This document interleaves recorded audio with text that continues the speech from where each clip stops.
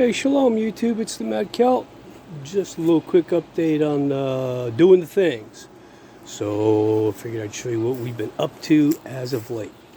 As you can see, there's a gutter thingy on my porch. And what we've done is we've constructed a rainwater catchment system. What do you know about that? Because, you know, that's part of the prepper lifestyle, doing the things, making sure you have water. So here's my, if we can get it good. This is my first flush.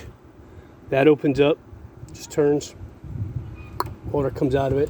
The first water comes off the roof and fills this up. And then it goes into this pipe here, which goes into these two 300-gallon IBC totes. And we haven't had a whole lot of rain lately. You can see this first one here is just under 250 gallons. So hopefully that'll fill up and it'll migrate into this tote. And then it'll come over here to the downspout. And that will be your excess. Or my excess, not your excess. It's not your water, it's my water. But anyway, that's what we've been doing. Part of it anyway. So, let's see. What's happening with the garden?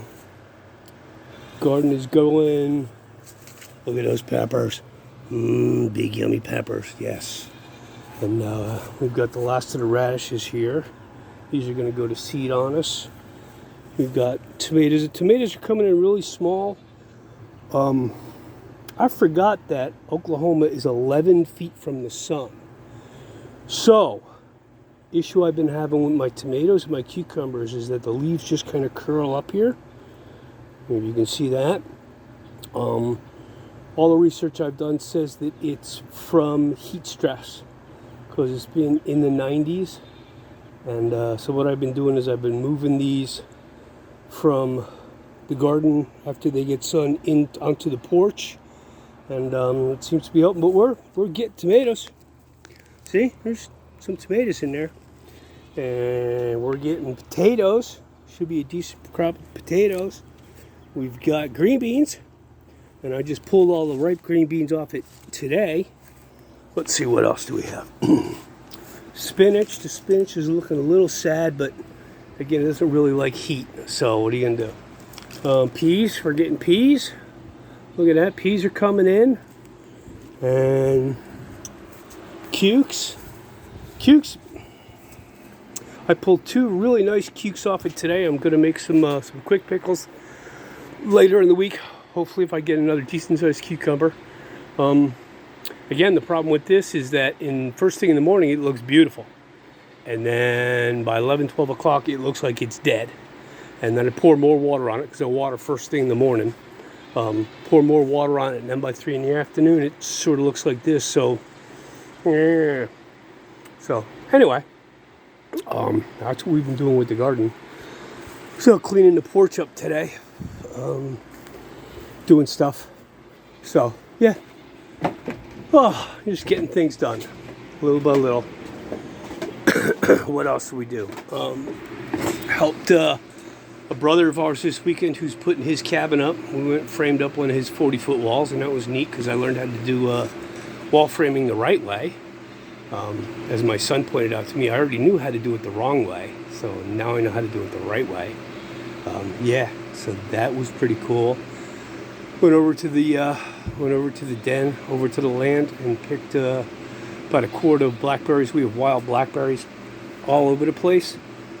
They're just starting to come in. We got about a quart, so we'll go back up there at the end of the week and pick more because there's tons and tons and tons of red berries up there. So hopefully we'll get, a few quarts, and then I'm going to make some jam, and I'm going to make some blackberry pancakes. That's delicious stuff. And what else? Stuff is just going. It's going at whatever the pace it's going. Oklahoma is slow. It just is. And stuff does not happen on my timeline. It happens on Yah's timeline, and y'all put me in Oklahoma, so Oklahoma's sort of on Yah's timeline, so there's not a lot I can do about changing any of that. It's just doing what's put in front of me to do, Exercising, rucking when I can, but I don't.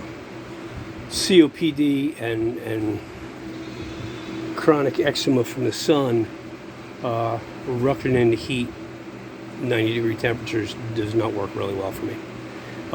I could ruck in the morning, but I would have to get up at like 5:30, and I cannot discipline myself to do that. So we ruck in the afternoon when it's hot, and we just deal with it.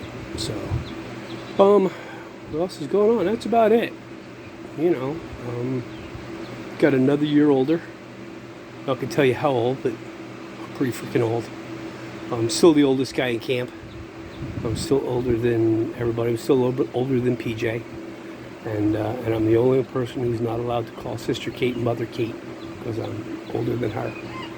So, yeah, survived another year. We've been in Oklahoma a year. I think it was June 14th of last year that we actually landed here. So, you know, it's been a year of adventures. It's been a year of learning stuff and getting acclimated and doing uncomfortable shit and dealing with a different climate and, you know, getting used to it. And I'm not dead. I ain't dead, as Granny Weatherwax would say. None of you guys got that. I put that in, that to say who I ain't dead. That comes from Granny Weatherwax. You can go look that up if you care about it. What else? That's about it. Cats are still good. Eating, you know, eating less. Cut out a whole bunch of snacks. Not doing cheesy crackers and snacky cakes. You know, doing 3 eggs and chicken or beef sausage for breakfast. Having steak or chicken and a veg for dinner, and then for my dessert, I'm having yogurt with a little granola in it. Stick that in the freezer for 10 or 15 minutes, and that takes care of that whole ice cream thing. And that's what I've been eating. I'm trying to be really, really good. Lost a whole bunch of weight. Other than the eczema, I feel really good, which is nice. You know, a lot of people comment, "Hey, you're a lot slimmer than when you got here." I'm like, yeah, well, you know, Oklahoma has probably baked 20 pounds off of me. Oh, yeah. Anyway, just a quick one. Let you guys know I was still here and still doing stuff. Still putting food in buckets. We had a camp meeting thing about putting food in buckets. So we ordered a pallet of buckets as a camp. And we're going to put people who have been... who don't have a lot of food, we're going to put food and help them put food in buckets. Those of us who put food in buckets are going to put more food in buckets. I'm still buying cases of soup and cases of vegetables and big cans of coffee and sticking them in every nook and cranny and corner of my camper. Because something's coming. Everybody feels it. I don't know when. I don't know what. But, you know, I hope you guys are doing this stuff. I hope you're meeting people. I hope you're getting connected. I hope you're putting food away. I'm hoping that you're exercising. I'm hoping that you're not sitting on the couch eating Cheetos or drinking Diet Pepsi while you're watching this. I hope that you had to put off watching this for a little bit because you were actually doing stuff and you know. Anyway, so... yeah. Read your word every day. Just got done reading mine. Just got done reading my 2 chapters in the Old Testament and 2 chapters in the rest of the book. Do that every day. Read my Shema and my Proverbs in the morning. Hope you guys are doing that. Hope you guys are in your word and writing that word on your heart and in your head, because that is the best protection of all. And the most strength that you're going to get is from the Father. And the ultimate blessing, the ultimate protection is from obedience to the Father and to His commands and His word. So I hope you guys are doing that, if nothing else. The world's going nuts out there. The world is just getting more and more abominable on a daily basis. And I'm withdrawing more and more from it because it's just stupid and I can't change it. And even the darkness belongs to the Father. You know, Father allowed Sodom and Gomorrah to operate as it did until he decided enough was enough. But it's not like he decided that in one day. So that went on for a while. The children of Israel fell away from the Father's word. They worshipped idols for generation from King Jeroboam up until Ezekiel, and before they got schwacked. So the Father has a lot of patience and a lot of tolerance, and he gives them a lot of opportunity to teshuvah, to repent and to turn. And at some point he just says enough is enough. And will he spare the city for 50 righteous men? Well, if I were you and I were a righteous man, I would not be in the city, knowing that judgment is going to happen. But that was a downer, huh?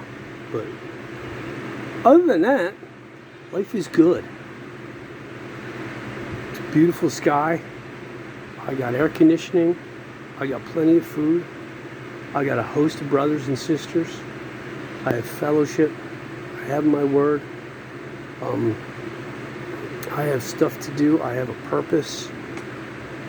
So, as crazy as things get and as uncomfortable as things get, life at this point is pretty damn good. I am not, trying to hump it to my bug out location with 50 pounds on my back and a rifle, waiting for people to shoot at me, take my stuff. So, life is good.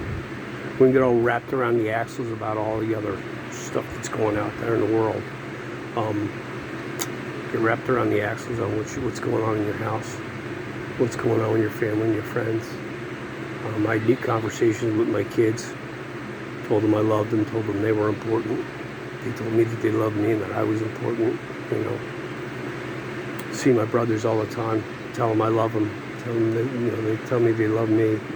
We go do stuff together, we go build houses and pick blackberries and dig ditches and do stuff. So, yeah. Anyway, that's about enough out of me. Love you guys, and shalom.